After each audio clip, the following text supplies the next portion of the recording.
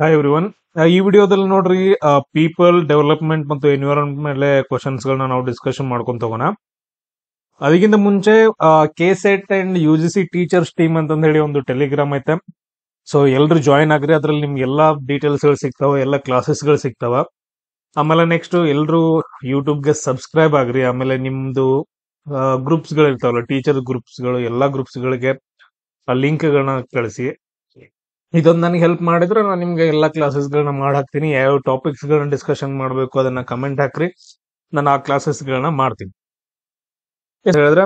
So ಆಮೇಲೆ questions ಗಳನ್ನ discussion ಮಾಡ್ತೀನಿ. ಬಟ್ ಅದಕ್ಕಿಂತ ಮುಂಚೆ ಕೆಲವೊಂದು ಇಂಪಾರ್ಟೆಂಟ್ ಎನ್ವಿರಾನ್ಮೆಂಟಲ್ ಫ್ಯಾಕ್ಟ್ಸ್ ಬಗ್ಗೆ ನಾವು ಡಿಸ್ಕಷನ್ ಮಾಡ್ಕೊಂತ ಹೋಗೋಣ. ಫಸ್ಟ್ ಒನ್ ಏನ್ ಬರುತ್ತೆ ಅಂದ್ರೆ ಸ್ಟಾಕ್ ಹೋಮ್ ಅಂತಂದ್ ಹೇಳ್ತೀವಿ. ಸ್ಟಾಕ್ ಹೋಮ್ ಕಾನ್ಫರೆನ್ಸ್ ಅಂತಂದ್ ಹೇಳಿ ಬರುತ್ತೆ. ಸ್ಟಾಕ್ ಹೋಮ್ ಕಾನ್ಫರೆನ್ಸ್ ಇದು ಎದಕ್ ಬಂತು, ಏನ್ ಬಂತು ಅನ್ನೋದನ್ನ ನಾವು ಡೀಟೇಲ್ ಆಗಿ ನೋಡ್ಕೊಂತ ಹೋಗೋಣ. ಸ್ಟಾಕ್ ಹೋಮ್ ಕಾನ್ಫರೆನ್ಸ್ ಎದಕ್ ಬತ್ತಪ್ಪ ಅಂತಂದ ಹೇಳಿದ್ರೆ 1972 ಇದನ್ನ ತಗೊಂಡ್ ಬರ್ತಾರ. ಇದನ್ನ ನಾವು the first global environment summit ಅಂತ ಕೂಡ ಹೇಳ್ತೀವಿ ನಾವು.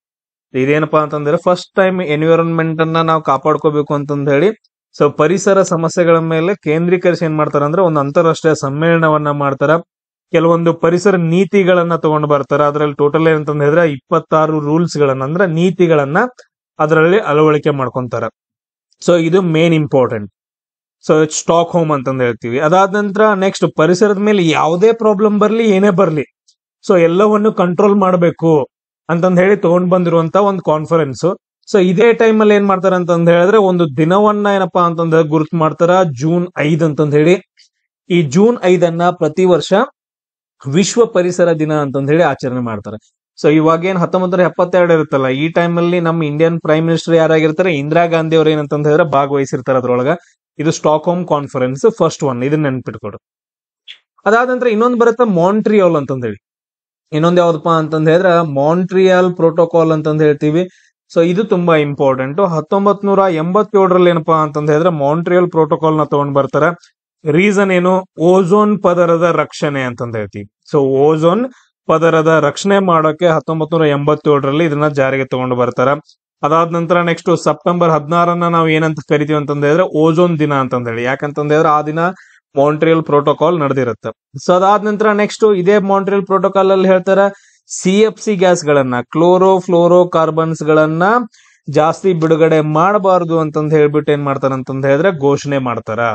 ಸೊ ಅದಾದ ನಂತರ ಮಾಂಟ್ರಿಯಲ್ ಪ್ರೋಟೋಕಾಲ್ ನ ಹಲವಾರು ಸಾರಿ ತಿದ್ದುಪಡಿ ಮಾಡಿದಾರ. ನಿಮ್ಗ ಇನ್ನು ಇನ್ಫಾರ್ಮೇಶನ್ ಬೇಕಂದ್ರೆ ನೋಡ್ಕೊಳ್ರಿ. 1990 ಲಂಡನ್ ಪ್ರೋಟೋಕಾಲ್ ಅಂತಂದ್ ಹೇಳ್ತೀವಿ. ಅದಾದ ನಂತರ ನೆಕ್ಸ್ಟ್ ಕೋಪ್ ಹೆಗೆನ್ ಅಂತಂದ್ ಹೇಳ್ತೀವಿ. 1992 ಆಮೇಲೆ ನೆಕ್ಸ್ಟ್ ವಿಯೆನ್ನಾ ಕನ್ವೆನ್ಷನ್ ಅಂತಂದ್ ಹೇಳ್ತೀವಿ. Vienna convention 1995. ಅದಾದ ನಂತರ ಕಿಗಾಲಿ ಅಂತಂದ್ ಹೇಳಿ ಬರುತ್ತೆ. ಇದನ್ನ ನಾನು ಎಕ್ಸ್ಪ್ಲೇನ್ ಮಾಡಿದೀನಿ ನಿಮ್ಗೆ 2016. ಇನ್ನೊಂದು ಬರುತ್ತಾ ಕ್ವಿಟೋ ಪ್ರೋಟೋಕಾಲ್ ಅಂತಂದ್ ಹೇಳಿ ಬರುತ್ತಾ 2018.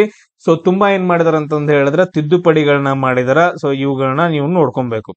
ಸೊ ಅದಾದ ನಂತರ ನೆಕ್ಸ್ಟ್ ಇದು ಡಿಸ್ಕಷನ್ ಆದ ನಂತರ ಮಾಂಟ್ರಿಯಲ್ ಪ್ರೋಟೋಕಾಲ್ ಆದ ನಂತರ ನಮ್ ಇಂಡಿಯಾದವ್ರು ಏನ್ ಮಾಡ್ತಾರಂದ್ರ 1992 ಅದನ್ನ ಎಕ್ಸೆಪ್ಟ್ ಮಾಡ್ಕೊಂತಾರ. ಅಲ್ಲಿವರೆಗೂ ನಾವು CFC ಗ್ಯಾಸ್ ಗಳನ್ನ ನಾವು ಯೂಸ್ ಮಾಡಾರ, ನಾವು ಬಿಡುಗಡೆ ಮಾಡಾರ ಅಂತಂದ್ ಹೇಳ್ಬಿಟ್ಟು ನಮ್ಮ ಇಂಡಿಯಾದವ್ರು. ಬಟ್ ಆದ್ರೆ ಆಮೇಲೆ 1992 ಹ್ಞೂ ಸರಿ ನೀವ್ ಹೇಳ್ದಂಗ ಆಯ್ತು, ಸೊ ತುಂಬಾ ಪ್ರಾಬ್ಲಮ್ ಆಗೈತೆ ಅಂತಂದೇಳಿ 1992 ಸೊ ನಮ್ಮ ಇಂಡಿಯಾದವ್ರು ಅದನ್ನ ಅಂಗೀಕಾರ ಮಾಡ್ತಾರ. ಇದು ತುಂಬಾ ಇಂಪಾರ್ಟೆಂಟ್.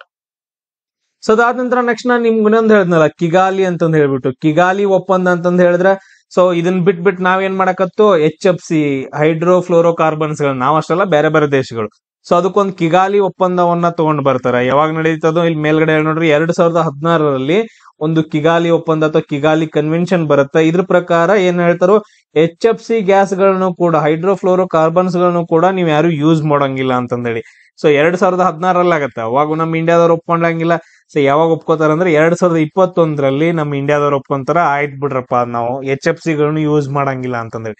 ಸೊ ಇವಾಗ ಏನ್ ಮಾಡ್ತಿದಾರ, ನಾವು ಬೇರೆ ಯೂಸ್ ಮಾಡತ್ತೀವಿ. ಅದಾದ ನಂತರ ನೆಕ್ಸ್ಟ್ ಏನಪ್ಪಾ ಅಂತಂದ್ ಹೇಳಿದ್ರೆ ಕ್ಯೂಟೋ ಪ್ರೋಟೋಕಾಲ್ ಅಂತಂದ್ ಹೇಳಿ ಬರುತ್ತೆ. ಸೊ ಇನ್ನೊಂದ್ ಯಾವ್ದಪ್ಪ ಅಂತಂದ್ ಹೇಳಿದ್ರೆ ಕ್ಯೂಟೋ ಪ್ರೋಟೋಕಾಲ್. ಸೊ 1997 ಇದನ್ನ ತಗೊಂಡ್ ಬರ್ತಾರೆ ಕ್ಯೂಟೋ ಪ್ರೋಟೋಕಾಲ್. ಯಾವ್ದಕ್ಕೋಸ್ಕರ ಅಂತಂದ್ ಹೇಳಿದ್ರೆ ಹವಾಮಾನ ಬದಲಾವಣೆ, ಇದು ತುಂಬಾ ಇಂಪಾರ್ಟೆಂಟ್. ಹವಾಮಾನ ಬದಲಾವಣೆಯನ್ನ ನಾವು ಬಗೆಹರಿಸಬೇಕು ಅಂತಂದ್ ಹೇಳಿ ಕ್ಯೂಟೋ ಪ್ರೋಟೋಕಾಲ್ ನ ಜಾರಿಗೆ ತಗೊಂಡ್ ಬರ್ತಾರ 1997. ರೀಸನ್ ಮೇನ್ ಏನಂತಂದ್ ಹೇಳಿದ್ರೆ ಜಾಗತಿಕ ತಾಪಮಾನ ಜಾಗತಿಕ ಟೆಂಪರೇಚರ್ ಏನಪ್ಪಾ ಅಂದ್ರ ಜಾಸ್ತಿ ಆಗ್ತಾ ಇರುತ್ತೆ. ರೀಸನ್ ಏನು ನಾನು ನಿಮ್ಗೆ ಆಲ್ರೆಡಿ ಹೇಳಿದೀನಿ, ಗ್ರೀನ್ ಹೌಸ್ ಗ್ಯಾಸಸ್ ಗಳ ಪ್ರಮಾಣ ಏರಿಕೆ ಆಗೋದ್ರಿಂದ. ಏನಕ್ಕೆ? ಗ್ರೀನ್ ಹೌಸ್ ಗ್ಯಾಸಸ್ ಗಳ ಪ್ರಮಾಣ ಏರಿಕೆ ಆಗೋದು. ಕಾರ್ಬನ್ ಮೊನಾಕ್ಸೈಡ್ ಆಗಿರ್ಬೋದು, ಕಾರ್ಬನ್ ಡೈಆಕ್ಸೈಡ್ ಆಗಿರ್ಬೋದು, ನೈಟ್ರಸ್ ಆಕ್ಸೈಡ್ಸ್ ಗಳಾಗಿರ್ಬೋದು, ಸೊ CH4 ಮೀಥೇನ್ ಆಗಿರ್ಬೋದು. ಇದರಿಂದ ಹಸಿರುಮನೆ ಪರಿಣಾಮ ಉಂಟಾಗಿ ಜಾಗತಿಕ ತಾಪಮಾನ ಹೆಚ್ಚಿಗೆ ಆಗ್ತಾ ಇರುತ್ತೆ. ಸೊ ಅದಕ್ಕೋಸ್ಕರ ಇದನ್ನ ಏನ್ ಮಾಡ್ತಾರ ಅಂದ್ರ ಕ್ಯೋಟೋ ಪ್ರೋಟೋಕಾಲ್ 1997ರಲ್ಲಿ ನಡೆಸ್ತಾರ. ಸೊ ಇದೆಲ್ರಿಗೂ ಕ್ಲಿಯರ್, ಯಾಕಂತಂದ ಹೇಳಿದ್ರೆ ತುಂಬಾ ಇಂಪಾರ್ಟೆಂಟ್ ಆಗ್ತಾವ ಅದಕ್ಕೆ.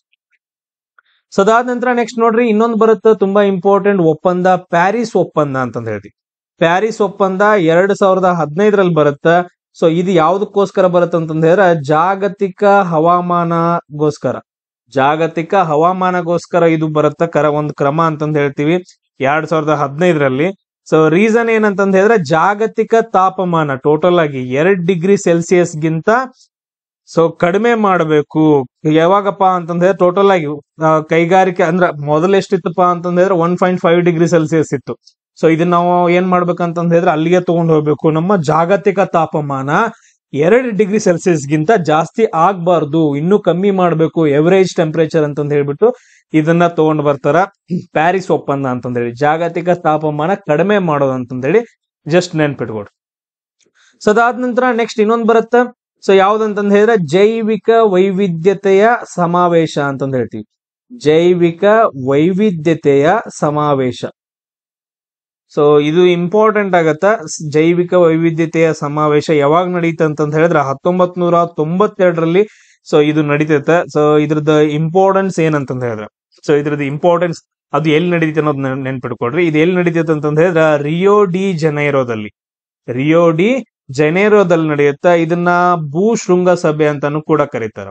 ಸೊ ಇದನ್ನ ಏನಂತ ಕರೀತಾರ? ಭೂ ಶೃಂಗ ಸಭೆ ಅಂತಾನು ಕರೀತಾರ. ರೀಸನ್ ಏನಂತಂದ ಹೇಳಿದ್ರೆ ಜೀವ ವೈವಿಧ್ಯತೆಯನ್ನ ಕಾಪಾಡೋದು, ಜೀವಿಗಳನ್ನ ಕಾಪಾಡೋದು, ಪರಿಸರವನ್ನ ಕಾಪಾಡೋದು, ಅದಾದ ನಂತರ ನೆಕ್ಸ್ಟ್ ಏನಪ್ಪಾ ಫಾರೆಸ್ಟ್ ಅನ್ನ ಕಾಪಾಡೋದು ಅಂತಂದ ಹೇಳಿ. ಸೊ ಇದ್ರದ್ದು ಏನಂತಂದ ಹೇಳಿದ್ರೆ ಮೇನ್ ಇಂಟೆನ್ಷನ್ ಆಗಿರುತ್ತೆ. ಅದಾದ ನಂತರ ಇನ್ನೊಂದು ಬರ್ತೈತಿ ಏನಪ್ಪಾ ಅಂತಂದ ಹೇಳಿದ್ರೆ ರಾಮ್ಸರ್ ಕನ್ವೆನ್ಷನ್ ಅಂತಂದ ಹೇಳಿ ಬರುತ್ತೆ. ಇನ್ನೊಂದ್ ಯಾವ್ದು? ರಾಮ್ಸರ್ ಕನ್ವೆನ್ಷನ್ ಅಂತಂದ ಹೇಳಿ ಬರುತ್ತೆ 1971ರೊಳಗಡೆ. ಸೊ ಇದನ್ನ ಎಲ್ಲಿ ನಡೆಸ್ತಾರ ಅಂತಂದ ಹೇಳಿದ್ರೆ ಇರಾನ್ ದೇಶದ ರಾಮ್ಸರ್ ಸಿಟಿ ಒಳಗಡೆ ಈ ಅಧಿವೇಶನ ನಡೆಯುತ್ತಾ. ಇದ್ರದ್ದು ಮೇನ್ ಇಂಪಾರ್ಟೆಂಟ್ ಏನಂತಂದ ಹೇಳಿದ್ರೆ ಜೌಗು ಪ್ರದೇಶಗಳನ್ನ ಕಾಪಾಡೋದು. ಜೌಗು ಪ್ರದೇಶಗಳನ್ನ, ವೆಟ್ಲ್ಯಾಂಡ್ಸ್ ಗಳನ್ನ, ಆಮೇಲೆ ನೆಕ್ಸ್ಟ್ ಸರೋವರಗಳನ್ನ ಏನಪ್ಪಾ ಅಂತಂದ್ರೆ ಕಾಪಾಡುವಂತಹ ಒಂದು ಅಧಿವೇಶನ ರಾಮ್ಸರ್ ಕನ್ವೆನ್ಷನ್ ಅಂತಂದ ಹೇಳ್ತೀವಿ 1971ರಲ್ಲಿ ನಡೆಯುತ್ತೆ. ಸೊ ಅದಾದ ನಂತರ ನೆಕ್ಸ್ಟ್ ವೆಟ್ಲ್ಯಾಂಡ್ ಡೇ ಅಂತಾನೆ ಕರೀತಾರ. ಫೆಬ್ರವರಿ 2 ಏನಪ್ಪಾ ಅಂತಂದ ಹೇಳಿದ್ರೆ ಇಂಟರ್ನ್ಯಾಷನಲ್ ಜೌಗು ದಿನ ಅಂತಂದ ಹೇಳಿ ಕರೀತಾರ. ಸೊ ಇದೇನಂತಂದ ಹೇಳಿದ್ರೆ ತುಂಬಾ ಇಂಪಾರ್ಟೆಂಟ್ ಆಗಿರೋದು. ಅದಾದ ನಂತರ ನೆಕ್ಸ್ಟ್ ಇನ್ನೊಂದು ಬರುತ್ತೆ ಸೈಟ್ಸ್ ಅಂತಂದ ಹೇಳಿ. ಇನ್ನೊಂದು ಯಾವ್ದಪ್ಪ ಅಂತಂದ ಹೇಳಿದ್ರೆ CITES ಸೈಟ್ಸ್ ಅಂತಂದ ಹೇಳಿ ಬರುತ್ತಾ. ಇದು ಯಾವಾಗ ನಡೀತಿತ್ತು ಅಂದ್ರೆ 1973ರಲ್ಲಿ ನಡೆಯುತ್ತೆ. ಸೊ ವನ್ಯಜೀವಿ ವ್ಯಾಪಾರವನ್ನ ನಿಯಂತ್ರಣ ಮಾಡೋದು, ಅಳಿವಿನಂಚಿನಲ್ಲಿರುವ ಪ್ರಭೇದಗಳನ್ನ ಅಂದ್ರ ಅಳಿವಿನಂಚಿನಲ್ಲಿ ಇರ್ತಾವಲ್ಲ, ಸೊ ಅವ್ರದ್ದು ಸಂಖ್ಯೆನ ಕಮ್ಮಿ ಆಗಿಬಿಟ್ಟಿರ್ತೈತೆ. ಫಾರ್ ಎಕ್ಸಾಂಪಲ್ ಹೇಳ್ತೀನಿ ನೋಡ್ರಿ, ಈಗ ನಮ್ಮ ಇಂಡಿಯಾದೊಳಗಡೆ ಅತಿ ಹೆಚ್ಚು ಸಿಂಹಗಳು ಎಲ್ಲಿ ಕಂಡು ಬರ್ತಾವ ಅಂತಂದ ಹೇಳಿದ್ರೆ ಗಿರ್ ನ್ಯಾಷನಲ್ ಪಾರ್ಕ್ ಒಳಗಡೆ ಒಂದ್ ಎಕ್ಸಾಂಪಲ್. ಅಲ್ಲಿ ಏಸಿಯಾಟಿಕ್ ಸಿಂಹಗಳು ಕಂಡು ಬರ್ತಾವ. ಅದಾದ ನಂತರ ನೆಕ್ಸ್ಟ್ ಕರಿ ಚಿರತೆಗಳು ಎಲ್ಲಿ ಕಂಡು ಬರ್ತಾವ ಅಂತಂದ ಹೇಳಿದ್ರೆ ನಮ್ಮ ಕರ್ನಾಟಕದಲ್ಲಿ ಅಂಶಿ ನ್ಯಾಷನಲ್ ಪಾರ್ಕ್ ದಲ್ಲಿ ಬರ್ತೈತೆ. ಅದಾದ ನಂತರ ನೆಕ್ಸ್ಟ್ ಗೇಂಡಾಮೃಗಗಳು, ರೈನೋಸಾರ್ಸ್ ಅಂತಂದ ಹೇಳ್ತೀವಲ್ಲ, ಓನ್ಲಿ ಮಾನಸ. ಅದಾದ ನಂತರ ನೆಕ್ಸ್ಟ್ ಇನ್ನೊಂದು ಯಾವ್ದು ಅಂದ್ರೆ ಕಾಜಿರಂಗ ನ್ಯಾಷನಲ್ ಪಾರ್ಕ್ ಅಂದ್ರೆ ಅಸ್ಸಾಂ ಅಲ್ಲಿ ಜಾಸ್ತಿ ಕಂಡು ಬರ್ತಾವ. ಸೊ ಇವೆಲ್ಲ ಏನ ಅಳಿವಿನಂಚಿನಲ್ಲಿ ಇರೋದು. ಇದು ರೈನೋಸಾರ್ಸ್ ಏನಂತ ಒಂದು ಕೊಂಬಿನ ಗೇಂಡಾಮೃಗ. ಇನ್ನೊಂದು ಬರುತ್ತ 2 ಕೊಂಬಿನ ಗೇಂಡಾಮೃಗ. ಇದು ಎಲ್ಲಿ ಕಂಡು ಬರ್ತಾವಪ್ಪ ಅಂತಂದ ಹೇಳಿದ್ರೆ ಓನ್ಲಿ ಒಂದೇ ಪ್ಲೇಸ್ ಅಲ್ಲಿ ಇಂಡೋನೇಷ್ಯಾದ ಜಾವಾ ಮತ್ತು ಸುಮತ್ರಾ ಅಂತಂದ ಹೇಳಿ 2 ಇದು ಬರ್ತಾವ, ಐಲ್ಯಾಂಡ್ಸ್ ಗಳು ಬರ್ತಾವ, ದ್ವೀಪಗಳು ಬರ್ತಾವ. ಅಲ್ಲಿ ಮಾತ್ರ ಏನಂತಂದ ಹೇಳಿದ್ರೆ 2 ಕೊಂಬಿನ ಗೇಂಡಾಮೃಗಗಳು. ಸೊ ಈ ತರ ಏನಂತಂದ ಹೇಳಿದ್ರೆ ಪ್ರಾಣಿಗಳಾಗಿರ್ಬೋದು, ಸಸ್ಯಗಳಾಗಿರ್ಬೋದು, ಅವುಗಳನ್ನ ಕಾಪಾಡೋದು. ಸೊ ಇದು ಬರ್ತೈತೆ. ಸೊ ನೆನ್ಪಿಟ್ಕೊಡ್ರಿ ಇದನ್ನ. ಆಮೇಲೆ ನೆಕ್ಸ್ಟ್ ಇನ್ನೊಂದು ಬರುತ್ತೆ ಬ್ಯಾಸೆಲ್ ಅಂತಂದ್ ಹೇಳ್ಬಿಟ್ಟು. ಬ್ಯಾಸೆಲ್ ಕನ್ವೆನ್ಷನ್ ಅಂತಂದ ಹೇಳಿ, ಬ್ಯಾಸೆಲ್ ಕನ್ವೆನ್ಷನ್ 1989ರಲ್ಲಿ ಬರುತ್ತಾ. ಇದೇನಪ್ಪಾ ಅಂತಂದ್ರೆ ಅಪಾಯಕಾರಿ ತ್ಯಾಜ್ಯ ವಸ್ತುಗಳ ನಿರ್ವಹಣೆ ಮಾಡೋದು. ಈಗ ನೋಡ್ರಿ ಹೆಂಗ್ ಬೇಕಾದಂಗೆ ತ್ಯಾಜ್ಯ ವಸ್ತುಗಳನ್ನ ಏನಪ್ಪಾ ಅಂತಂದ್ರೆ ಬಿಡುಗಡೆ ಮಾಡಂಗಿಲ್ಲ. ಸೊ ಅಪಾಯಕಾರಿ ತ್ಯಾಜ್ಯ ವಸ್ತುಗಳನ್ನ ಬಿಡುಗಡೆ ಮಾಡಂಗಿಲ್ಲ, ಅವ್ರನ್ನ ಪ್ರಾಪರ್ ಆಗಿ ಏನಂತಂದ ಹೇಳಿದ್ರೆ ನಿರ್ವಹಣೆ ಮಾಡ್ಬೇಕು. ಸೊ ಅವುಗಳನ್ನ ಪ್ರಾಪರ್ ಆಗಿ ವಿಲೇವಾರಿ ಮಾಡ್ಬಿಟ್ಟು ಅದನ್ನ ನಿಯಂತ್ರಣ ಮಾಡ್ಬೇಕು ಪ್ರೊಡ್ಯೂಸ್ ಆಗೋದನ್ನ. ಸೊ ಈ ತರ ಏನಂತಂದ್ ಹೇಳಿದ್ರೆ ಒಂದು ಕನ್ವೆನ್ಷನ್ ಬರುತ್ತೆ, ಬ್ಯಾಸೆಲ್ ಕನ್ವೆನ್ಷನ್ ಅಂತಂದ್ ಹೇಳ್ತೀವಿ. ಸೊ ಇದೇನಂತಂದ್ ಹೇಳಿದ್ರೆ ನೀವು ನೆನ್ಪಿಟ್ಕೋಬೇಕು. ಅದಾದ ನಂತರ ನೆಕ್ಸ್ಟ್ ಏನಪ್ಪಾ ಅಂತಂದ್ ಹೇಳಿದ್ರ UNFCC ಅಂತಂದ್ ಹೇಳಿ ಬರುತ್ತೆ, UNFCC ಅಂತಂದ್ ಹೇಳಿ. ಸೊ 1992ರಲ್ಲಿ ಇದು ಎದಕ್ಕೆ ಅಂತಂದ್ ಹೇಳಿದ್ರೆ ಹವಾಮಾನ ಬದಲಾವಣೆ ಕುರಿತಾದಂತ ಒಂದು ವಿಶ್ವಸಂಸ್ಥೆ ಚೌಕಟ್ಟಿನ ಸಮಾವೇಶ ಅಂತಂದ್ ಹೇಳ್ತೀವಿ. ಸೊ ಇದು ರಿಯೋ ಡಿ ಜನೈರೋದಲ್ಲಿ ನಡೆಯುತ್ತಾ. ಹಸಿರು ಮನೆ ಅನಿಲಗಳ ಸಾಂದ್ರತೆ ಅಂದ್ರೆ ಹಸಿರು ಮನೆ ಅನಿಲಗಳೇನಿದಾವಲ್ಲ, ಗ್ರೀನ್ ಹೌಸ್ ಗ್ಯಾಸಸ್ಗಳು, ಸೊ ಅವುಗಳದ್ದೇನಪ್ಪಾ ಅಂತಂದ್ ಹೇಳಿದ್ರೆ ಕಡಿಮೆ ಮಾಡೋದು. ಇದ್ರದ್ದು ಅಂಡರ್ ಅಲ್ಲಿ ಏನಪ್ಪಾ ಅಂತಂದ್ ಹೇಳಿದ್ರೆ ಕ್ಯೂಟೋ ಪ್ರೋಟೋಕಾಲ್, ಅದಾದ ನಂತರ ಪ್ಯಾರಿಸ್ ಒಪ್ಪಂದ ಬರುತ್ತೆ. ಇದ್ರ ಅಂದ್ರೆ ಏನಂತಂದ್ ಹೇಳಿದ್ರೆ 2 ಒಪ್ಪಂದಗಳು ಬರ್ತಾವ, ಕ್ಯೂಟೋ ಪ್ರೋಟೋಕಾಲ್ ಅದಾದ ನಂತರ ಪ್ಯಾರಿಸ್ ಒಪ್ಪಂದ ಅಂತಂದ್ ಹೇಳಿ ಬರ್ತೈತೆ. ಅದಾದ ನಂತರ ನೆಕ್ಸ್ಟ್ ಇನ್ನೊಂದು ನೋಡ್ರಿ, IUCN ಅಂತಂದ್ ಹೇಳಿ ಬರ್ತೈತೆ, IUCN. ಸೊ ಇದು ಇಂಪಾರ್ಟೆಂಟ್. 1948ರಲ್ಲಿ ಸ್ವಿಟ್ಜರ್ಲ್ಯಾಂಡಿನ ಗ್ಲ್ಯಾಂಡ್ ಎಂಬ ಪ್ರದೇಶದಲ್ಲಿ, ಇದ್ರದ್ದು ಹೆಡ್ ಕ್ವಾರ್ಟರ್ಸ್ ಎಲ್ಲಿ ಬರುತ್ತೆ ಅಂತಂದ್ರೆ ಸ್ವಿಟ್ಜರ್ಲ್ಯಾಂಡ್ ನ ಗ್ಲ್ಯಾಂಡ್ ಅನ್ನೋ ಒಂದು ಪ್ರದೇಶದಲ್ಲಿ ಬರುತ್ತೆ. ಇದ್ರದ್ದು ಮೇನ್ ಏನಂತಂದ ಹೇಳಿದ್ರೆ ಅಂತಾರಾಷ್ಟ್ರೀಯ ಪ್ರಕೃತಿ ಸಂರಕ್ಷಣೆ ಒಕ್ಕೂಟ ಅಂತಂದ್ ಹೇಳ್ತೀವಿ, international union conversation of nature ಅಂತಂದ್ ಹೇಳ್ಬಿಟ್ಟು. ಸೊ ಜೀವ ವೈವಿಧ್ಯತೆಯನ್ನ ಕಾಪಾಡೋದು. ಅದಾದ ನಂತರ ನೆಕ್ಸ್ಟ್ ಹಲವಾರು ಅಪಾಯದಲ್ಲಿರುವ ಪ್ರಭೇದಗಳನ್ನ ಏನಪ್ಪಾ ಅಂತಂದ್ರೆ ಕೆಂಪು ಪಂಟಿ, ಒಂದು ರೆಡ್ ಲಿಸ್ಟ್ ಅಂತಂದ್ ಹೇಳಿ ಬರುತ್ತೆ, ರೆಡ್ ಲಿಸ್ಟ್. ಸೊ ಅದರಲ್ಲಿ ಅಪ್ಲೈ ಮಾಡ್ತಂತಂದ್ ಹೇಳಿದ್ರೆ ಈ ಒಂದ್ ಯಾವ್ದೋ ಒಂದು ಪ್ರಾಣಿಯನ್ನ ಅಪ್ಲೈ ಮಾಡ್ತಂತ ಹೇಳಿದ್ರೆ ಅದು ಅಪಾಯದಲ್ಲಿ ಐತಿ, ಸೊ ಅದನ್ನ ಕಾಪಾಡ್ಕೋಬೇಕು ಅಂತಂದ್ ಹೇಳಿ ಒಂದು ಡೇಟಾವನ್ನ ಇದು IUCN ಕೊಡ್ತೈತೆ. ಅಂದ್ರೆ ಅಳಿವಿನಂಚಿನಲ್ಲಿರುವ ಪ್ರಾಣಿಗಳ ಬಗ್ಗೆ, ಪಕ್ಷಿಗಳ ಬಗ್ಗೆ, ಸಸ್ಯಗಳ ಬಗ್ಗೆ ಅಂತಂದ್ ಹೇಳಿ. ಸೊ ಅದಾದ ನಂತರ ನೆಕ್ಸ್ಟ್ ನೋಡ್ರಿ, ನೆಕ್ಸ್ಟ್ ಏನ್ ಬರ್ತಾವಪ್ಪ ಅಂತಂದ್ ಹೇಳಿದ್ರ ನಮ್ಮ ಇಂಡಿಯಾದೊಳಗಡೆ ಇದು ಪ್ರಾಜೆಕ್ಟ್ ಟೈಗರ್ ಅಂತಂದ್ ಹೇಳಿ ಬರ್ತೈತಿ, ಪ್ರಾಜೆಕ್ಟ್ ಟೈಗರ್. ಅದಾದ ನಂತರ ಪ್ರಾಜೆಕ್ಟ್ ಎಲಿಫೆಂಟ್ ಅಂತಂದ್ ಹೇಳಿ ಬರುತ್ತೆ. ಸೊ ಅದಾದ ನಂತರ ನೆಕ್ಸ್ಟ್ ಈ ತರ ಏನಂತಂದ್ ಹೇಳಿದ್ರೆ ಹಲವಾರು ಬರುತ್ತೆ ಪ್ರಾಜೆಕ್ಟ್. ಮತ್ತೇನೇನ್ ಬರ್ತಾವ ನೋಡ್ರಿ, ಪ್ರಾಜೆಕ್ಟ್ ಟರ್ಟೈಲ್ಸ್ ಅಂತಂದ್ ಹೇಳಿ ಬರುತ್ತೆ. ಸೊ ಹಲವಾರು ಕಾರ್ಯಕ್ರಮಗಳು ಬರ್ತಾವ, ಅವುಗಳನ್ನೇನಪ್ಪಾ ಅಂತಂದ್ ಹೇಳಿದ್ರೆ ನೀವು ಸ್ಟಡಿ ಮಾಡ್ಬೇಕು. ಇವೇನಪ್ಪಾ ಅಂತಂದ್ರೆ ಕೆಲವೊಂದು ಇಂಪಾರ್ಟೆಂಟ್ ಥಿಂಗ್ಸ್ ಗಳು ಬರ್ತಾವ. ಇದಾದ ನಂತರ ನೆಕ್ಸ್ಟ್ ನಮ್ ಇಂಡಿಯಾದಲ್ಲಿ ಏನೇನ್ ಬರುತ್ತೆ ಅಂತಂದ್ ಹೇಳಿ ಕೆಲವೊಂದು ಡಿಸ್ಕಷನ್ ಮಾಡೋಣ. ದ ಫಸ್ಟ್ ಒನ್ ಏನಪ್ಪಾ ಅಂತಂದ್ ಹೇಳಿದ್ರೆ ನಮಾಮಿ ಗಂಗೆ. ಸೊ ನಮಾಮಿ ಗಂಗೆ ಪ್ರಾಜೆಕ್ಟ್ ಅಂತಂದ್ ಹೇಳಿ ಬರುತ್ತೆ. ಇದು ನಮಾಮಿ ಗಂಗೆ ಪ್ರಾಜೆಕ್ಟ್ ಅಂದ್ರೆ ಏನು, ಯಾವಾಗ ಸ್ಟಾರ್ಟ್ ಆಗುತ್ತೆ, 2014ರಲ್ಲಿ ನಮಾಮಿ ಗಂಗೆ ಪ್ರಾಜೆಕ್ಟ್ ಸ್ಟಾರ್ಟ್ ಆಗತ್ತೆ. ಇದೇನಪ್ಪಾ ಅಂತಂದ್ ಹೇಳಿದ್ರೆ ಒಳಚರಂಡಿ ಸಂಸ್ಕರಣಾ ಘಟಕಗಳನ್ನ ನಿರ್ಮಾಣ ಮಾಡೋದು, ಗಂಗಾ ನದಿಗೆ ಬಿಡೋಕ್ ಹೋಗ್ಬಾರ್ದು ಹಂಗ ಡೈರೆಕ್ಟ್ ಆಗಿ ಅಂತಂದ್ ಹೇಳಿ. ಸೊ ಇದು ತುಂಬಾ ಇಂಪಾರ್ಟೆಂಟ್. ಅದಾದ ನಂತರ ಗಂಗಾ ನದಿಯ ನೀರಿನ ಗುಣಮಟ್ಟವನ್ನ ಕಾಪಾಡೋದು, ಆಮೇಲೆ ಜೀವ ವೈವಿಧ್ಯ ಸಂರಕ್ಷಣೆಯನ್ನ ಕಾಪಾಡೋದು ಅಂತಂದ್ ಹೇಳ್ಬಿಟ್ಟು ಸೊ ನಮಾಮಿ ಗಂಗೆ ಅಂತಂದ್ ಹೇಳಿ ಬರ್ತೈತಿ. ಸೊ ಸೆಕೆಂಡ್ ಒನ್ ಏನಪ್ಪಾ ಅಂತಂದ್ ಹೇಳಿದ್ರೆ solar mission. So international national solar mission ಅಂತಂದ್ ಹೇಳ್ತೀವಿ, ರಾಷ್ಟ್ರೀಯ ಸೌರ ಮಿಷನ್ ಅಂತಂದ್ ಹೇಳ್ತೀವಿ. ಇದನ್ನ ಯಾವಾಗ ಸ್ಟಾರ್ಟ್ ಮಾಡ್ತಾರಂದ್ರ 2010ರಲ್ಲಿ ಸ್ಟಾರ್ಟ್ ಮಾಡ್ತಾರ. ಏನ್ ಮಾಡ್ತಾರ, 2010ರಲ್ಲಿ ಸ್ಟಾರ್ಟ್ ಮಾಡ್ತಾರ. ಸೌರಶಕ್ತಿಯನ್ನ ಬಳಸ್ಕೊಂಡು ಏನಪ್ಪಾ ಅಂತಂದ್ ಹೇಳಿದ್ರೆ ಸೌರಶಕ್ತಿಯನ್ನ ಬಳಸ್ಕೊಂಡು ವಿದ್ಯುತ್ ಶಕ್ತಿಯನ್ನ ನಿರ್ಮಾಣ ಮಾಡೋದು ಇದ್ರದ್ದು ಕಾರ್ಯಕ್ರಮ ಆಗೈತೆ. ಅದಾದ ನಂತರ ಥರ್ಡ್ ಒನ್ ಯಾವ್ದು ಬರುತ್ತೆ ನೋಡ್ರಿ, ಸ್ವಚ್ಛ ಭಾರತ್ ಮಿಷನ್ ಅಂತಂದ್ ಹೇಳಿ. ಸೊ ಯಾವ್ದು ಬರುತ್ತೆ, ಸ್ವಚ್ಛ ಭಾರತ್ ಮಿಷನ್ ಅಂತಂದ್ ಹೇಳಿ ಬರ್ತೈತಿ, ತುಂಬಾ important Swachh Bharat mission. So ಇದೇನಪ್ಪಾ ಅಂತಂದ್ ಹೇಳಿದ್ರೆ ಎಲ್ಲ ನಮ್ಮ ಇಂಡಿಯಾವನ್ನ ಕ್ಲೀನ್ ಆಗಿ ಇಟ್ಕೊಳ್ಳೋದು. ಇದನ್ನು ಯಾವಾಗ ಸ್ಟಾರ್ಟ್ ಮಾಡ್ತಾರೆ ಅಂದ್ರೆ 2014 ಅಕ್ಟೋಬರ್ 2ನೇ ತಾರೀಕು ಏನಂತಂದ್ ಹೇಳಿದ್ರೆ ಇದನ್ನ ಸ್ಟಾರ್ಟ್ ಮಾಡ್ತಾರ. ಸೊ ಇದರಲ್ಲಿ ಸಿಂಪಲ್ ಇಂಪಾರ್ಟೆಂಟ್ ಏನಂತಂದ್ ಹೇಳಿದ್ರೆ ಸಾಲಿಡ್ ಆಗಿರ್ತಾವಲ್ಲ, ಸಾಲಿಡ್ ವೇಸ್ಟ್ ಅನ್ನ ಏನಪ್ಪಾ ಅಂತಂದ್ ಹೇಳಿದ್ರೆ ಪ್ರಾಪರ್ ಆಗಿ ಮ್ಯಾನೇಜ್ಮೆಂಟ್ ಮಾಡೋದು, ಆಮೇಲೆ ಎಲ್ಲಾ ಪ್ರದೇಶಗಳನ್ನ ಕ್ಲೀನ್ ಆಗಿ ಇಟ್ಕೊಳ್ಳೋದು ಇದ್ರದ್ದಾಗೈತೆ. ಆಮೇಲೆ ನೆಕ್ಸ್ಟ್ ನೋಡ್ರಿ 4ನೇದು ಏನಂತಂದ್ ಹೇಳಿದ್ರೆ ತುಂಬಾ ಇಂಪಾರ್ಟೆಂಟ್ ಪ್ರಾಜೆಕ್ಟ್ ಟೈಗರ್ ಅಂತಂದ್ ಹೇಳಿ. ಯಾವುದು, ಪ್ರಾಜೆಕ್ಟ್ ಟೈಗರ್ ಅಂತಂದ್ ಹೇಳಿ ಬರುತ್ತೆ. ಸೊ ಇದನ್ನ ಯಾವಾಗ ಸ್ಟಾರ್ಟ್ ಮಾಡ್ತಾರ ಅಂತಂದ್ ಹೇಳಿದ್ರೆ 1973ರಲ್ಲಿ ಇದನ್ನ ಸ್ಟಾರ್ಟ್ ಮಾಡ್ತಾರ.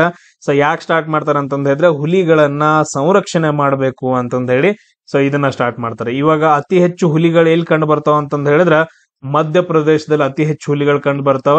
ಸೆಕೆಂಡ್ ಯಾವ್ದ್ರಲ್ಲಿ ಬರ್ತಾವ ಅಂತಂದ್ ಹೇಳಿದ್ರೆ ಕರ್ನಾಟಕ ರಾಜ್ಯದಲ್ಲಿ. ಫಸ್ಟ್ ಮಧ್ಯಪ್ರದೇಶ, ಸೆಕೆಂಡ್ ಕರ್ನಾಟಕದಲ್ಲಿ ಅತಿ ಹೆಚ್ಚು ಹುಲಿಗಳು ಕಂಡು ಬರ್ತಾವ. ಅದಾದ ನಂತರ ನೆಕ್ಸ್ಟ್ ನೋಡ್ರಿ ಪ್ರಾಜೆಕ್ಟ್ ಎಲಿಫೆಂಟ್ ಅಂತಂದ್ ಹೇಳಿ ಬರುತ್ತೆ. ಯಾವ್ದು ಬರುತ್ತೆ, ಪ್ರಾಜೆಕ್ಟ್ ಎಲಿಫೆಂಟ್ ಅಂತಂದ್ ಹೇಳಿ ಬರುತ್ತೆ. ಬಾಳ ಅಂದ್ರೆ ಬಾಳ ಇಂಪಾರ್ಟೆಂಟ್ ಪ್ರಾಜೆಕ್ಟ್ ಎಲಿಫೆಂಟ್. ಸೊ ನೋಡ್ರಿ ಪ್ರಾಜೆಕ್ಟ್ ಎಲಿಫೆಂಟ್ 1992ರಲ್ಲಿ ಏನಪ್ಪಾ ಅಂದ್ರ ನಮ್ಮ ಇಂಡಿಯನ್ ಗವರ್ಮೆಂಟ್ ಸ್ಟಾರ್ಟ್ ಮಾಡುತ್ತೆ. ಸೊ ಎಲಿಫೆಂಟ್ ಕಾರಿಡಾರ್ ಗಳನ್ನ ಏನಪ್ಪಾ ಅಂತ ಎಲಿಫೆಂಟ್ ಗಳು ಏನಪ್ಪಾ ಅಂತಂದ್ರೆ ಒಂದು ಪ್ರದೇಶದಿಂದ ಇನ್ನೊಂದು ಪ್ರದೇಶಕ್ಕೆ ಹಾದು ಹೋಗ್ತಾವ. ಸೊ ಅದು ಒಂದ ಕಾರಿಡಾರ್ ಮುಖಾಂತರ ಏನಪ್ಪಾ ಅಂತಂದ್ರೆ ಹಾದು ಹೋಗ್ತಿರ್ತಾವ ಯಾವಾಗ್ಲೂ. ಸೊ ಅದಕ್ಕೋಸ್ಕರ ಎಲಿಫೆಂಟ್ ಕಾರಿಡಾರ್ ನ ಏನಪ್ಪಾ ಅಂತಂದ್ರೆ ಪ್ರೊಟೆಕ್ಷನ್ ಮಾಡಬೇಕು, ಆನೆಗಳನ್ನ ಪ್ರೊಟೆಕ್ಷನ್ ಮಾಡಬೇಕು ಅಂತಂದೇಳಿ ಸ್ಟಾರ್ಟ್ ಮಾಡ್ತಾರೆ.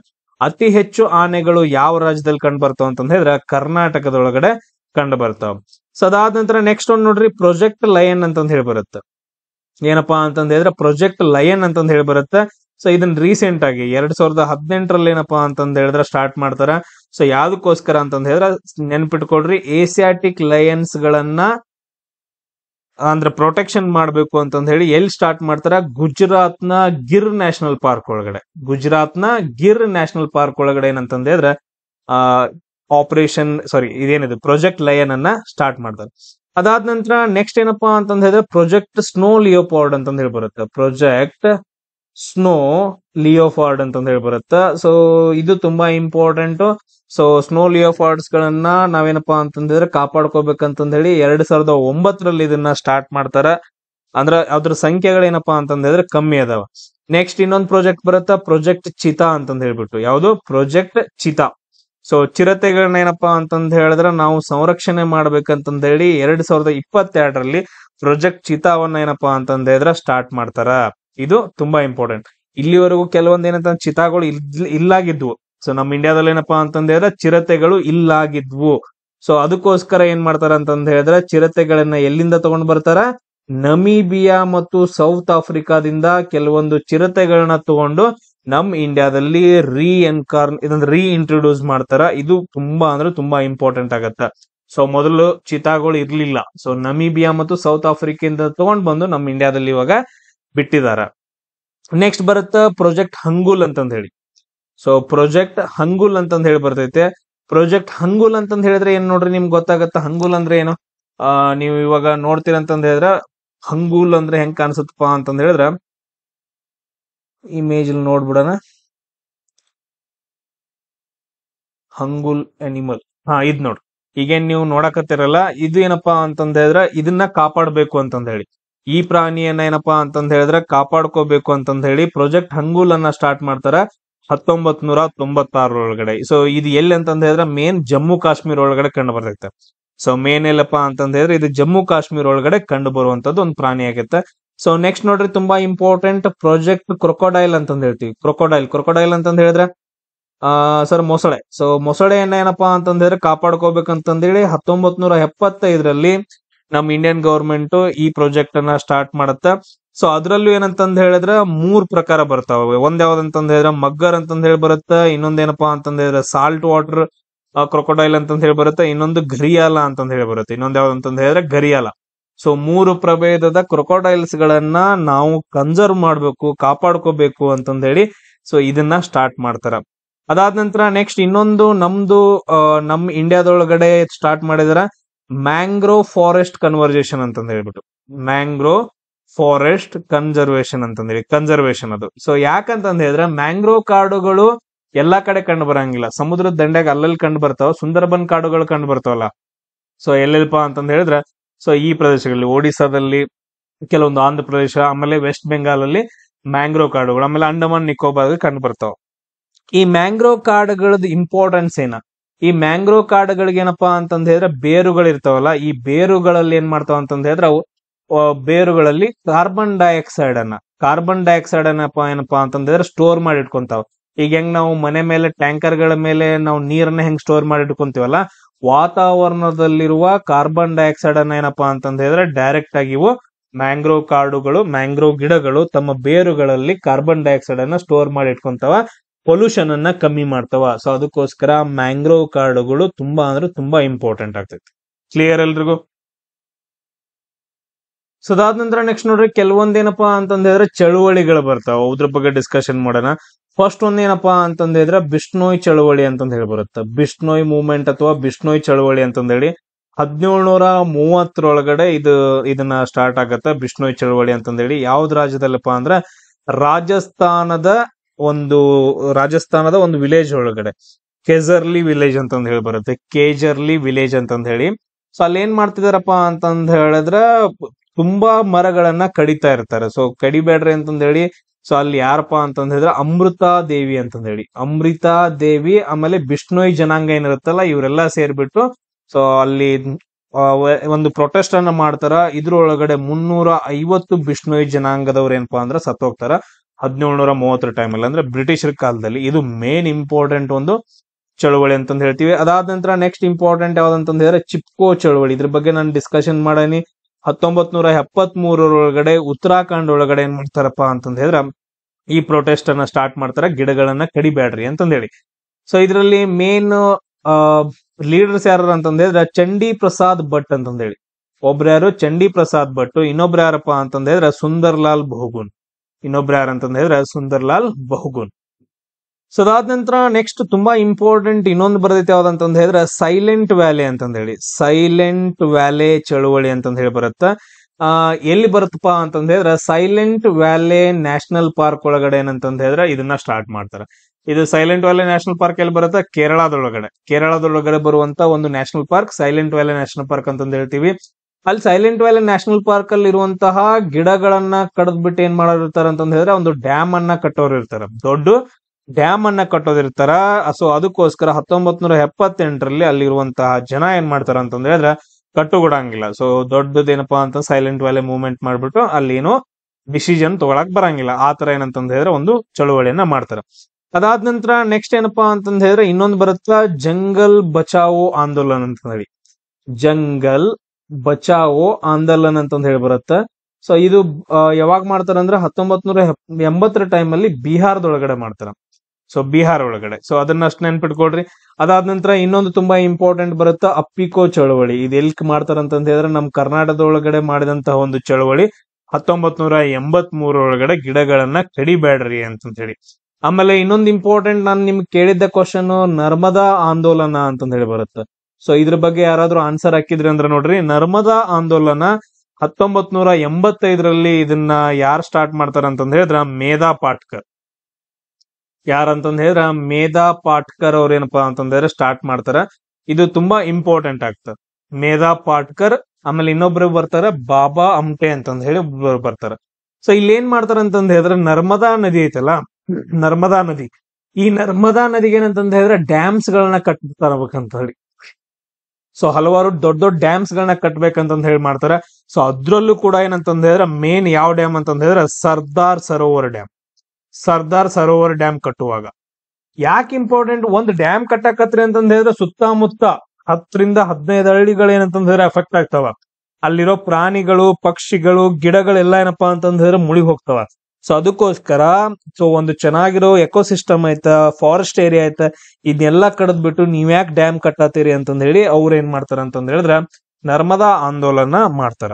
ಸೊ ಇವೇನಪ್ಪಾ ಅಂತಂದ ಹೇಳಿದ್ರೆ ಸಮ್ ಇಂಪಾರ್ಟೆಂಟ್ ಚಳುವಳಿಗಳು. ಇವಾಗ ರೀಸೆಂಟ್ ಆಗಿ ಕೂಡ ಬಂದೈತಿ ನೋಡ್ರಿ ನಮ್ ಕರ್ನಾಟಕದೊಳಗಡೆ ಕಳಸಾ ಬಂಡೂರಿ ಯೋಜನೆ ಮಾಡ್ತಿದಾರಲ್ಲ. ಕಳಸಾ ಬಂಡೂರಿ ಯೋಜನೆಗೆ ಏನಂತಂದ ಹೇಳಿದ್ರೆ ಸಾವಿರಾರು, ಲಕ್ಷ ಗಂಟ್ಲೆ, ಮಿಲಿಯನ್ ಗಟ್ಲೆ ಏನಂದ್ರೆ ಗಿಡಗಳನ್ನ ಕಡ್ದು ಹಾಕ್ಬೇಕು. ಸೊ ಅದು ಕೂಡ ಏನಂತಂದ ಹೇಳಿದ್ರೆ ಅಪೋಸಿಷನ್ ಇರುತ್ತೆ. ಇಷ್ಟೇನಂದ್ರೆ ಇಂಪಾರ್ಟೆಂಟ್ ಪಾಯಿಂಟ್ಸ್ ಗಳು ನಿಮ್ಗ. ಸೊ ನೆಕ್ಸ್ಟ್ ಬೇರೆ ಯಾವ್ದಾದ್ರು ಟಾಪಿಕ್ ಬೇಕಂದ್ರೆ ಕಮೆಂಟ್ ಹಾಕ್ರಿ, ನಾನು ಮಾಡಿ ಅಪ್ಲೋಡ್ ಮಾಡ್ತೀನಿ. ನೋಡ್ರಿ ಕ್ವಶನ್ ಏನೈತೆ, ಕುಡಿಯುವ ನೀರಿನಲ್ಲಿ ಕ್ರೋಮಿಯಂ ಹೆಚ್ಚು ಪ್ರಮಾಣದಲ್ಲಿದ್ರೆ ಯಾವ ಸಮಸ್ಯೆ ಉಂಟಾಗತ್ತೆ ಅಂತಂದ ಹೇಳಿ ಕ್ವಶನ್ ಅನ್ನ ಕೇಳಿದಾರೆ. ಸೊ ನೋಡ್ರಿ ಯಾವ್ದು ಸಮಸ್ಯೆ ಅಂತಂದ ಹೇಳಿದ್ರೆ ಚರ್ಮ ಮತ್ತು ನರ ಸಂಬಂಧಿ ಸಮಸ್ಯೆಗಳು ಉಂಟಾಗ್ತವ. ಸೊ ನೀರಿನೊಳಗಡೆ ಏನಪ್ಪಾ ಅಂತಂದ ಹೇಳಿದ್ರೆ ಕ್ರೋಮಿಯಂ ಕಂಟೆಂಟ್ ಇರಬಾರ್ದು. ಕ್ರೋಮಿಯಂ ಕಂಟೆಂಟ್ ಇತ್ತಂತಂದ ಹೇಳಿದ್ರೆ ಸೊ ನಮ್ಗ ಚರ್ಮ ಮತ್ತು ನರ ಸಂಬಂಧಿತ ಅಂದ್ರೆ ನರ್ವಸ್ ಸಿಸ್ಟಮ್ ಏನಪ್ಪಾ ಅಂತಂದ ಹೇಳಿದ್ರೆ ಡ್ಯಾಮೇಜ್ ಆಗಿ ಹಿಡಿಯುತ್ತೆ. ಸ್ಕಿನ್ ರ್ಯಾಶಸ್, ಅಲ್ಸರ್ಸ್, ಸೊ ಅದಾದ ನಂತರ ಡರ್ಮಿಟೀಸ್ ಇವೆಲ್ಲ ಬರೋಕ್ ಸ್ಟಾರ್ಟ್ ಆಗ್ತಾವ. ಅದಾದ ನಂತರ ಲಾಂಗ್ ಟರ್ಮ್ ಅಂತಂದ ಹೇಳಿದ್ರೆ ಕಂಟಿನ್ಯೂಸ್ ಆಗಿ ಕ್ರೋಮಿಯಂದು ನೀರೆಲ್ಲರೂ ಕುಡಿಯಕ್ ಸ್ಟಾರ್ಟ್ ಮಾಡಿದ್ರಿ ಅಂತಂದ ಹೇಳಿದ್ರೆ ನಿಮ್ಗ ಲಂಗ್ ಮತ್ತು ಸ್ಟಮಕ್ ಕ್ಯಾನ್ಸರ್ ಉಂಟಾಗತ್ತೆ. ಲಂಗ್ ಮತ್ತು ಸ್ಟಮಕ್ ಕ್ಯಾನ್ಸರ್ ಏನಂತಂದ್ರೆ ಉಂಟಾಗತ್ತೆ. ಇಲ್ಲಿ ಆಪ್ಷನ್ ಸಿ ಏನಪ್ಪಾ ಅಂತಂದ ಹೇಳಿದ್ರೆ ಕರೆಕ್ಟ್ ಆಗಿರೋ ಆಪ್ಷನ್ ಆಗುತ್ತೆ. ಸೊ ಅದಾದ ನಂತರ ನೆಕ್ಸ್ಟ್ ಏನಪ್ಪಾ ಅಂತಂದ ಹೇಳಿದ್ರೆ ಇವಾಗ ನೀವು ಲೆಡ್ ಸಂಬಂಧಿಸಿದಂತಹ ಮೆಟಲ್ ಇರುವಂತಹ ನೀರನ್ನ ಕುಡಿದ್ರಿ ಅಂತಂದ ಹೇಳಿದ್ರೆ ಸ್ಕೆಲೆಟಲ್ ಡ್ಯಾಮೇಜ್ ಆಗತ್ತ. ಅದಾದ ನಂತರ ನೆಕ್ಸ್ಟ್ ಏನ್ ಲಿವರ್, ಕಿಡ್ನಿ ಅಂತಂದ ಹೇಳಿದ್ರೆ ನಿಮ್ಗೆ ಇಲ್ಲೇನಪ್ಪಾ ಅಂತಂದ ಹೇಳಿದ್ರೆ ನಿಮ್ಗ ಆಲ್ಕೋಹಾಲ್ ಜಾಸ್ತಿ ಕನ್ಸಂಪ್ಷನ್ ಮಾಡಿದ್ರೆ ಆತರ ಆಗತ್ತೈತೆ. ನೆಕ್ಸ್ಟ್ ನೋಡ್ರಿ ಚಳಿಗಾಲದಲ್ಲಿ ಸ್ಮಾಗ್ ಅಂತಂದ ಹೇಳ್ತೀವಲ್ಲ, ಸ್ಮಾಗ್ ನಾನು ಆಲ್ರೆಡಿ ಇದನ್ನ ಡಿಸ್ಕಷನ್ ಮಾಡಿದೀನಿ. ಸ್ಮಾಗ್ ಅಂತಂದ ಹೇಳಿದ್ರೆ ಇದ್ರಲ್ಲಿ ಏನೇನ್ ಇರುತ್ತ, ಹೊಗೆ ಇರುತ್ತ ಸ್ಮೋಕ್ ಅಂತಂದ ಹೇಳಿ. ಅದಾದ ನಂತರ ಫಾಗ್ ಇರುತ್ತ, ಮಂಜು, ಇವೆರಡು ಸೇರಿತಂತಂದ ಹೇಳಿದ್ರೆ ಅದನ್ನ ನಾವು ಸ್ಮಾಗ್ ಅಂತ ಕರಿತೀವಿ. ಇದು ವಿಂಟರ್ ಟೈಮ್ ಅಲ್ಲಿ ಅಂದ್ರೆ ಚಳಿಗಾಲ ಟೈಮ್ ಅಲ್ಲಿ ಜಾಸ್ತಿ ಉಂಟಾಗತ್ತ. ಮೇನ್ ರೀಸನ್ ಏನಪ್ಪಾ ಅಂತಂದ ಹೇಳಿದ್ರೆ ಸೊ ಆಲ್ರೆಡಿ ಆನ್ಸರ್ ಗೊತ್ತಿತ್ತು ನಿಮ್ಗೆ ಹೇಳ್ರಿ. ಸೊ ಇಲ್ಲೇನಪ್ಪಾ ಅಂತಂದ ಹೇಳಿದ್ರೆ ಇದು N2O ಆಗಂಗಿಲ್ಲ. ಸೊ ಆಪ್ಷನ್ ಬಿ ಕರೆಕ್ಟ್ ಆಗತ್ತೆ, NOx. ಸೊ ಅದ್ರಲ್ಲಿ NO ಬರ್ಬೋದು, NO2 ಬರ್ಬೋದು, ಇನ್ನು ಹಲವಾರು ನೈಟ್ರಸ್ ಆಕ್ಸೈಡ್ಸ್ ಗಳು ಬರ್ತಾವ. ಆಪ್ಷನ್ ಬಿ NOx ಮತ್ತು ಹೈಡ್ರೋಕಾರ್ಬನ್ಸ್ ಗಳಿಂದ ಏನಪ್ಪಾ ಅಂತಂದ ಹೇಳಿದ್ರೆ ಚಳಿಗಾಲದಲ್ಲಿ ಸ್ಮಾಗ್ ಉಂಟಾಗತ್ತ ಅಂತಂದ್ ಹೇಳ್ತೀವಿ.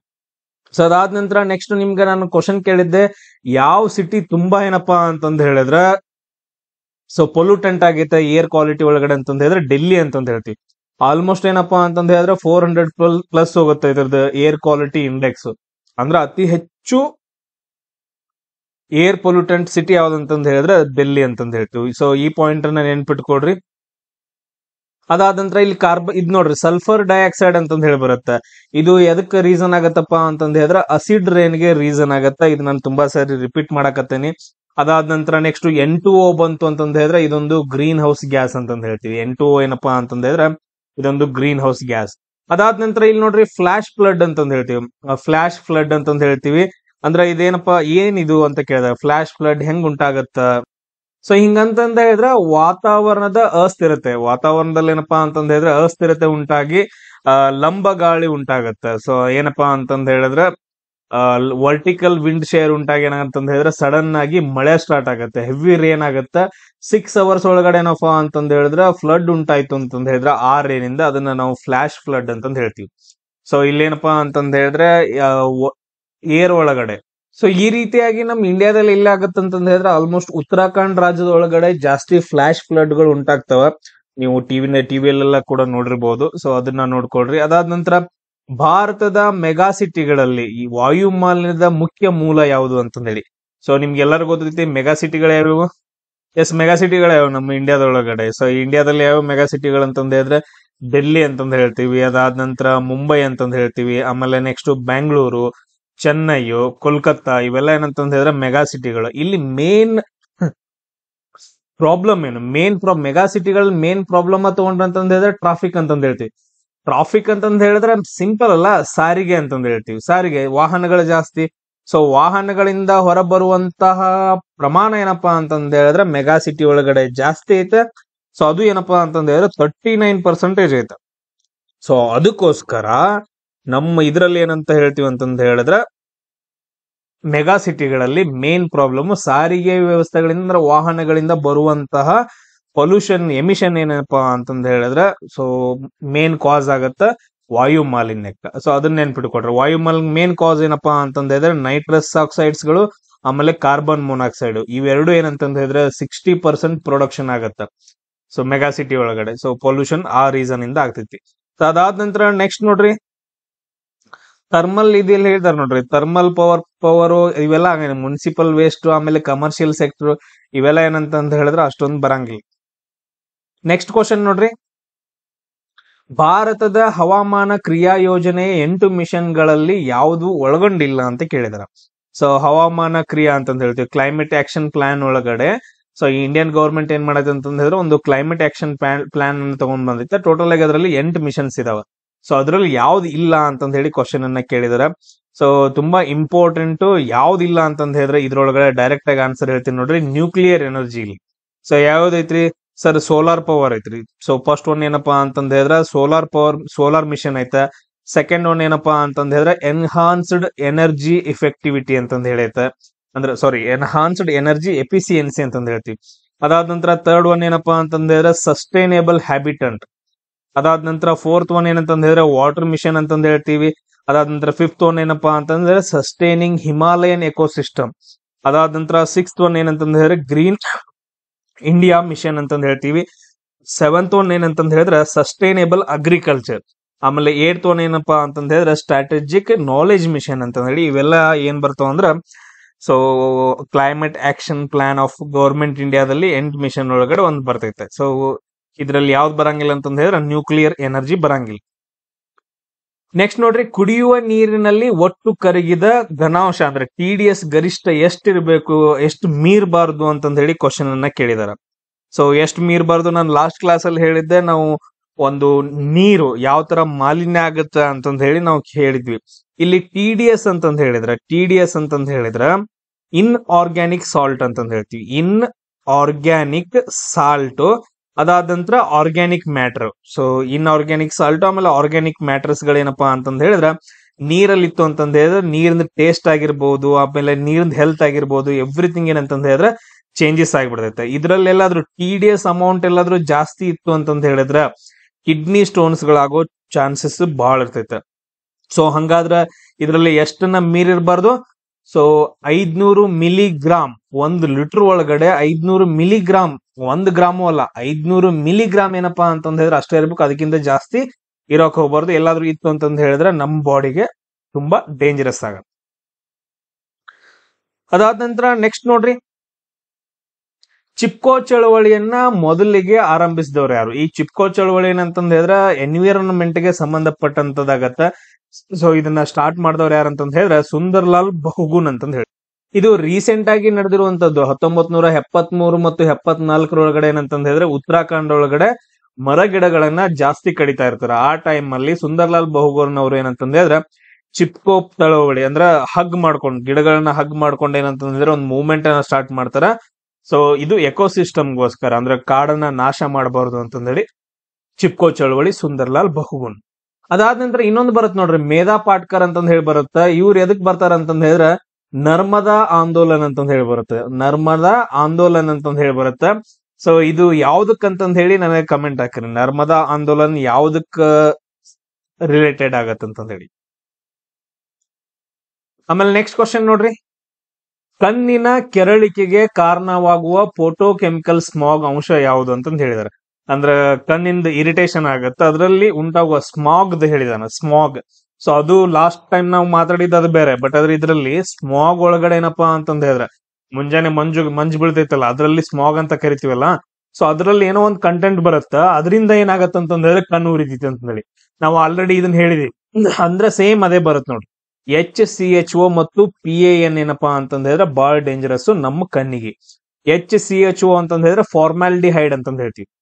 HCHO ಅಂತಂದ್ ಹೇಳಿದ್ರೆ ಫಾರ್ಮಾಲ್ಡಿಹೈಡ್ ಅಂತಂದ್ ಹೇಳ್ತೀವಿ. ಅದಾದ ನಂತರ PAN ಅಂತಂದ್ ಹೇಳಿದ್ರೆ ಫೆರಾಕ್ಸಿ ಅಸಿಟೈಲಿ ನೈಟ್ರೇಟ್ ಅಂತಂದ್ ಹೇಳಿ, ಫೆರಾಕ್ಸಿ ಅಸಿಟೈಲ್ ನೈಟ್ರೇಟ್ ಅಂತಂದ್ ಹೇಳ್ತೀವಿ. ಇದು ಕಣ್ಣಾಗಿರ್ಬಹುದು, ಅದಾದ ಮೂಗಾಗಿರ್ಬಹುದು ಅಥವಾ ಗಂಟ್ಲಾಗಿರ್ಬಹುದು, ಇದರಿಂದ ತುಂಬಾ ಪೇನ್ ಆಗಕ್ ಸ್ಟಾರ್ಟ್ ಆಗತ್ತ.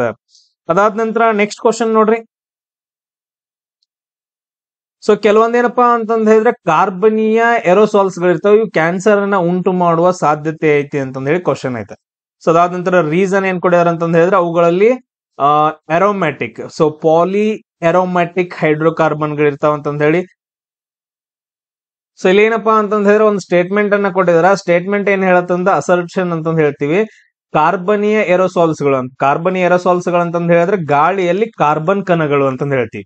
ಗಾಳಿಯಲ್ಲಿರೋ ಕಾರ್ಬನ್ ಕಣಗಳನ್ನ ಕಾರ್ಬನ್ ಏರೋಸಾಲ್ಸ್ ಅಂತ ಕರಿತೀವಿ. ಇವು ಕ್ಯಾನ್ಸರ್ ನ ಉಂಟು ಮಾಡ್ತಾವ. ಇದು ಅಸರ್ಷನ್ ಅಥವಾ ಒಂದು ಹೇಳಿಕೆ ಅನ್ಕೊಟ್ರ. ಅದಕ್ಕೆ ಕಾರಣ ಅವುಗಳಲ್ಲಿ ಬಹು ಅರೋಮೆಟಿಕ್ ಹೈಡ್ರೋಕಾರ್ಬನ್ಸ್ ಗಳು, ಪಾಲಿ ಅರೋಮೆಟಿಕ್ ಹೈಡ್ರೋಕಾರ್ಬನ್ಸ್ ಗಳು ಇರ್ತಾವ ಅಂತಂದೇಳಿ, PAH ಅಂತಂದ್ ಹೇಳಿ, ಪಾಲಿ ಅರೋಮೆಟಿಕ್ ಹೈಡ್ರೋಕಾರ್ಬನ್. ಎಸ್, ನಿಜ ಅದು. ಸೊ ಇವೆರಡು ಏನಪ್ಪಾ ಅಂತಂದ್ ಹೇಳಿ ನಿಜ ಆಗತ್ತ. ಆಪ್ಷನ್ ಎ ಮತ್ತು ಬಿ ಎರಡೂ ಸರಿಯಾಗಿದಾವ.